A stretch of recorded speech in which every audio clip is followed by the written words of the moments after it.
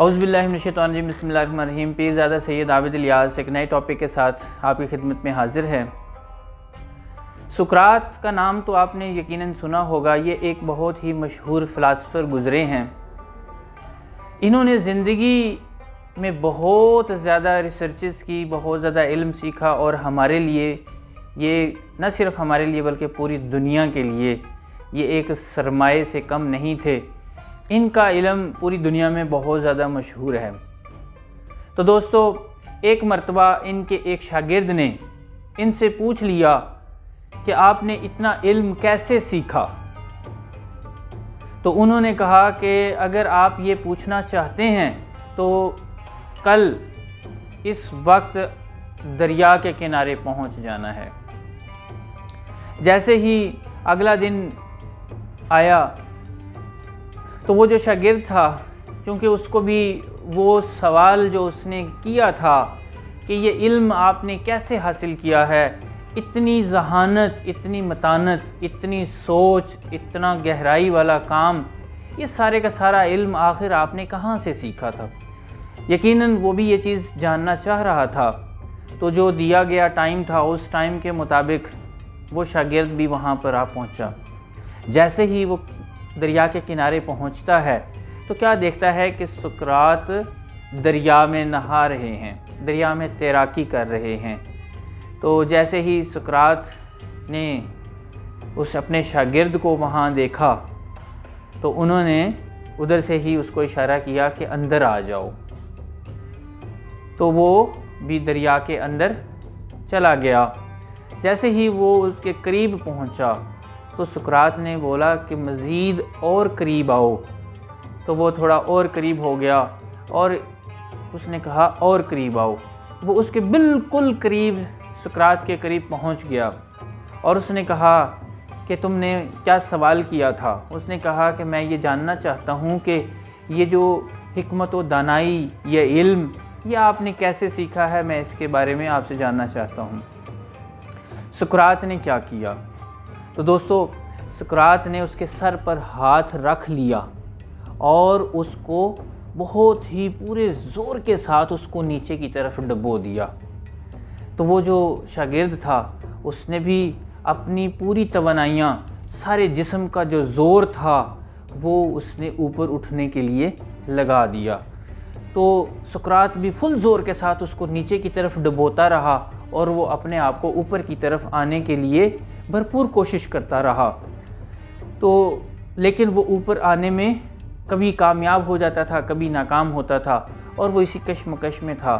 تو سقراط بھی پورے زور کے ساتھ اس کو ڈبوتا رہا۔ تو جب اس نے دیکھا کہ اب اس کے پاس اب طاقت نہیں ہے کہ یہ اب اوپر آ سکتا ہے، تو سقراط نے اس کو چھوڑ دیا اور چھوڑنے کے بعد اس کو دریا کے کنارے باہر لے آیا۔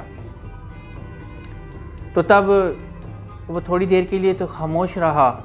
شاگرد نے یہ گلہ کرتے ہوئے کہا کہ استاد محترم، میں نے تو آپ سے یہ پوچھا تھا کہ آپ نے یہ علم، یہ حکمت و دانائی، یہ فلسفری، یہ سب کچھ آپ نے کیسے سیکھا ہے؟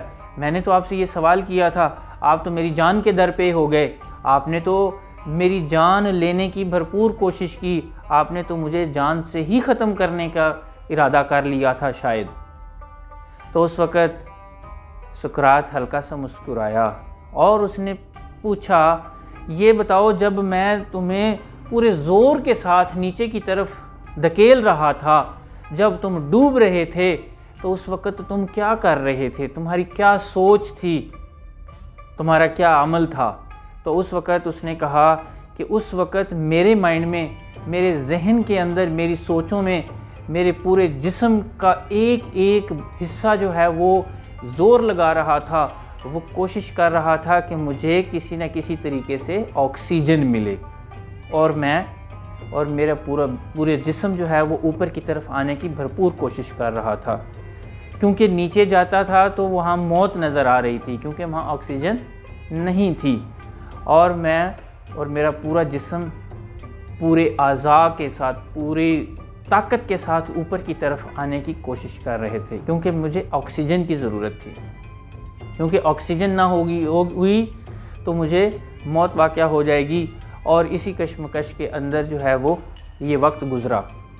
تو اس وقت سقراط نے کہا کہ بیٹا ایک بات یاد رکھو، جس طریقے سے آپ کے جسم کا ایک ایک حصہ اس آکسیجن کی تلاش میں تھا، آپ کی جسم کی ساری قوتیں، ساری کی ساری طاقتیں، ساری کی ساری سوچیں اس آکسیجن کی تلاش پر مرکوز تھیں، تو یاد رکھو یہ علم بھی میں نے اسی طرح ہی سیکھا ہے، کیونکہ مجھے علم کی بہت زیادہ پیاس تھی، مجھے علم سیکھنے کا بہت زیادہ شوق تھا، مجھے علم سیکھنے کا عشق تھا، تو مجھے اس وجہ سے یہ علم اتنا زیادہ ملا ہے۔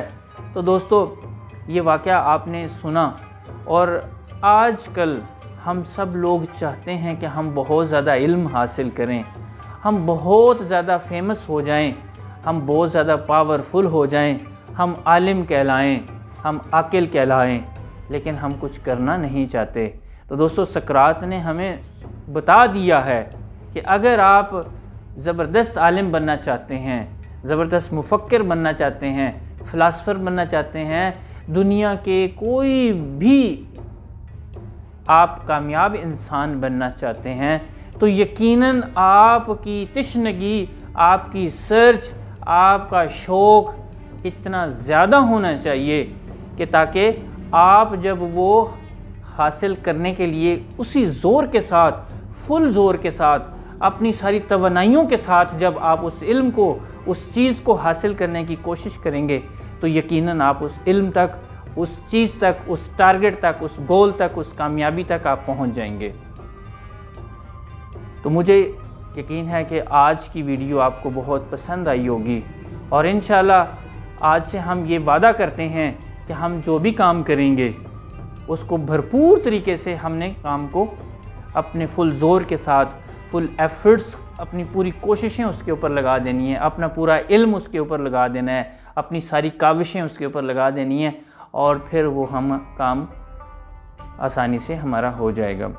اس ویڈیو کو آپ زیادہ سے زیادہ لائک بھی کریں، شیئر بھی کریں، اور اس چینل کو سبسکرائب کر لیں تاکہ ہر آنے والی ویڈیو آپ تک بر وقت پہنچ جائے اور آپ اس سے بھرپور فائدہ حاصل کر سکیں۔ اس دعا کے ساتھ اللہ تعالیٰ آپ کا اور میرا حامی و ناصر ہو۔ ملتے ہیں ایک نئی ویڈیو کے ساتھ، تب تک کے لیے اجازت چاہوں گا۔ اللہ حافظ۔